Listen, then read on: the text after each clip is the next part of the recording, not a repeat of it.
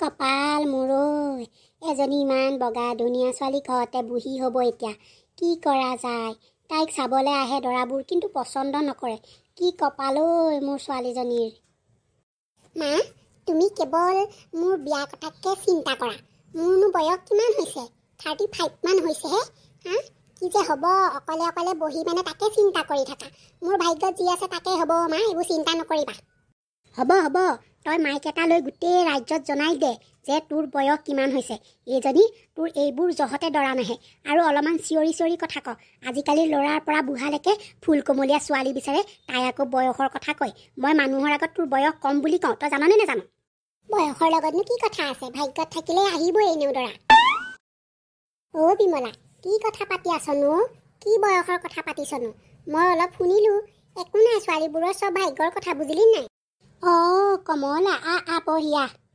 নাই আমি দুজনী এনেই পাতি আছোঁ তাইৰ কথাহে আৰু মোৰ চিন্তা হয় অ' কমলা মই ভালে ভালে থাকোঁতেনে তাইক ভাল ল'ৰা এটা হাতত গতাই দিব পাৰিলে ভাল আছিল পিছে তই এই সময়ত কিয় আহিলিনো অঁ মোৰ বাইদেউ যে তাই দেওৰেকৰ বাবে ছোৱালী এজনী লাগে তাকে মোক কুলত মই মায়াৰ কথাকে ক'লোঁ সিহঁতে কাইলৈকে অহা কথা কৈছে কিন্তু ল'ৰাটোৰ বয়স অলপমান বেছি কিন্তু একো নাই বয়সৰ লগতনো কি কথা আছে ল'ৰাটোৰ স্বভাৱ চৰিত্ৰ ভাল হ'লেই হয় আৰু বৰ ভাল খবৰ আনিলি কমলা এনেকে কৈ কমলা গুচি গ'ল আৰু বিমলাৰ মনটো বৰ ভাল লাগি গ'ল কথাটো শুনি বিমলাই মনতে ভাবিলে যে এইবাৰ বিয়াখন হ'লেই হয় আৰু হে ভগৱান তুমিহে জানা পিছদিনা মায়াক চাবলৈ আলহী আহিল ভালে ভালে পালেহিনে ৰাস্তাত অসুবিধা হৈছিলে নেকি নাই নাই ৰাস্তাত অসুবিধা হোৱা নাই পিছে আপোনাৰ ছোৱালীজনী ক'ত মাতক আকৌ তাইক চাওঁ চাওঁ লাগিছে আৰু আমাৰ ল'ৰায়ো চাই লওক মায়া অ' মায়া ওলাই আহা আকৌ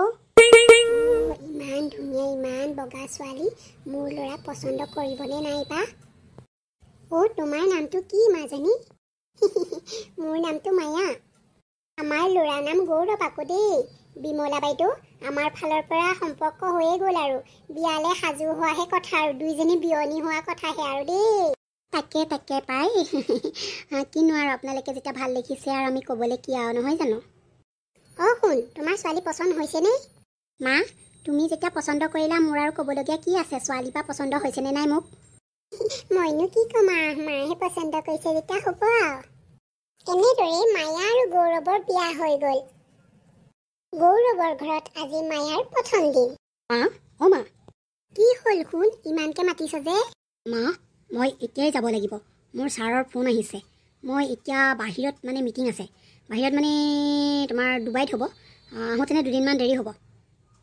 ভালহে কথা মায়াকো লগত লৈ যোৱা আকৌ মায়ে ৰন্ধা বঢ়া কৰিব বাহিৰত খোৱাতকৈ তাই ৰন্ধা বঢ়া কৰিব আৰু অলপমান দুয়োটা ফুৰা চকাও হ'ব আৰু তাই ইয়াত ঘৰতনো অকলে থাকি কি কৰিব তাইও মনটো ভাল লাগিব লৈ যোৱা আকৌ লগতে নাই মা এইবাৰ নহ'ব মই অকলে যাব লাগিব কাৰণ অফিচৰ কাম বহুত আছে আৰু মই দিনৰ দিনটো অফিচতে থাকিব লাগিব আৰু তাত মায়াই মানে কি আৰু বেয়াহে পাব অকলে অকলে দিনৰ দিনটো কি কৰিব বেচেৰীজনী সেইকাৰণে তোমাৰ লগতে থাকক দুইজনী মানে থাকা আৰু দুইজনী মিলা প্ৰীতিয়ে হা ভালহে হ'ব থাকা তোমাৰ লগতে কথা চথা পাতি মেলি তাই ভাল পাব মায়া তোমাৰ কি ভাগ্য লৈ আমাৰ ঘৰত আহিলা বিয়াৰ প্ৰথম দিনটোতে মোৰ ল'ৰা বাহিৰত যাব লগা হৈছে আজিলৈকে মই মোৰ ল'ৰা অবিহনে থাকিয়েই পোৱা নাই আৰু কিমান বা কি হ'ব ঠিক নাই আৰু দেই মা তুমি মায়াক ভাগ্যত ধৰি কিয় কথা শুনাইছা তাই আজি এইখন ঘৰত প্ৰথম দিন আৰু মই মোৰ অফিচৰ কামতহে যাওঁ তাতে আকৌ মায়াৰ ভাগ্যৰ কথা ক'ৰ পৰা আহিলে কোৱাচোন তুমি ব'লক আপোনাৰ কানি কাপোৰ আৰু খোৱা বস্তু পেক কৰি দিওঁগৈ আৰু গৈ পাই ফোন কৰিব আৰু মাৰ কথা চিন্তা নকৰিব মই আছোঁ নহয়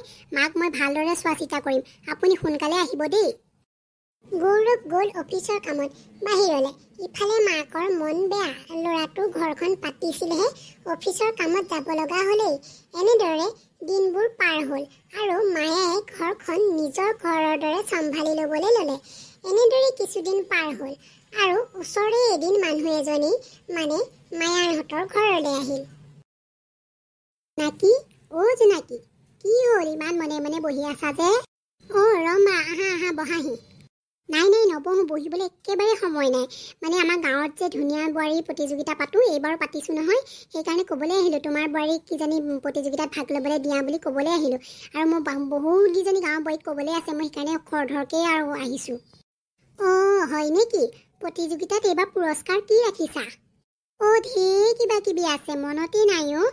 এইবাৰ তোৰ বোৱাৰীয়ে জিকিব। গাঁৱৰ মানুহবোৰে যে প্ৰতিযোগিতাৰ বাবে সাজু হৈছে, তয়ো তোৰ বোৱাৰীয়েকক সাজু কৰ আৰু পাই এতিয়াৰ পৰা।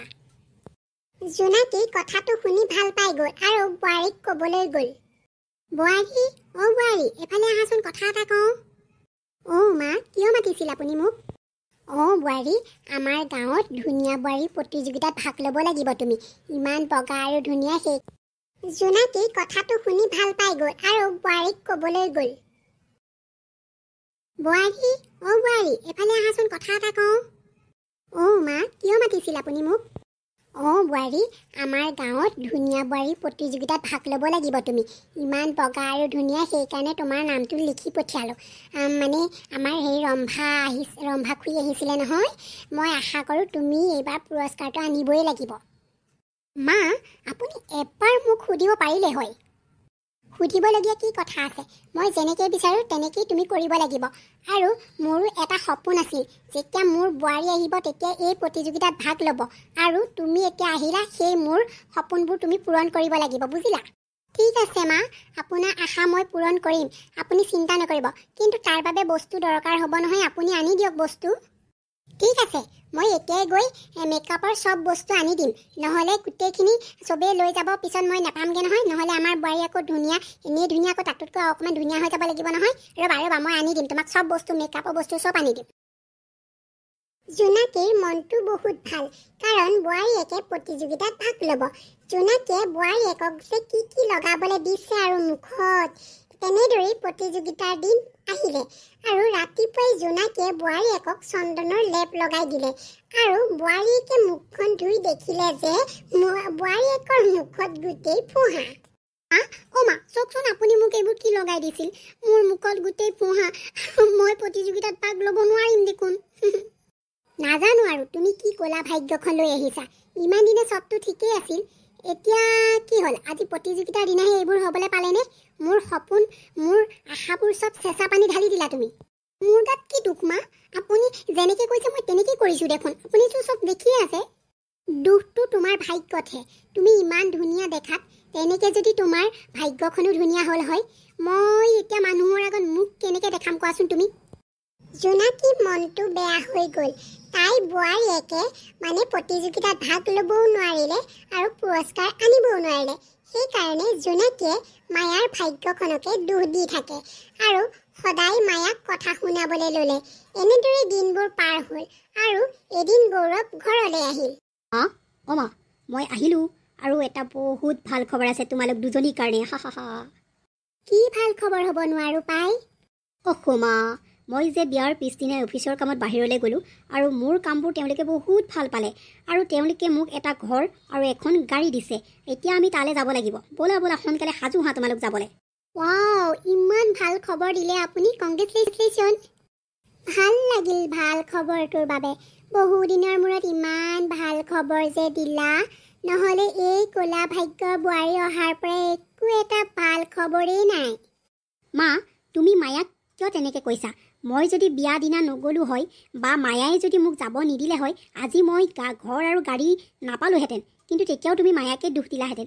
এতিয়া মায়াৰ অহাৰ বাবে মোৰ এটা ইমান ওপৰলৈ মই গৈছোঁ, সেইটো মায়াকে ধন্যবাদ দিব লাগিব, নহয় জানো? অতদিনেতো মই ইমান কৰিয়ে পোৱা নাছিলোঁ।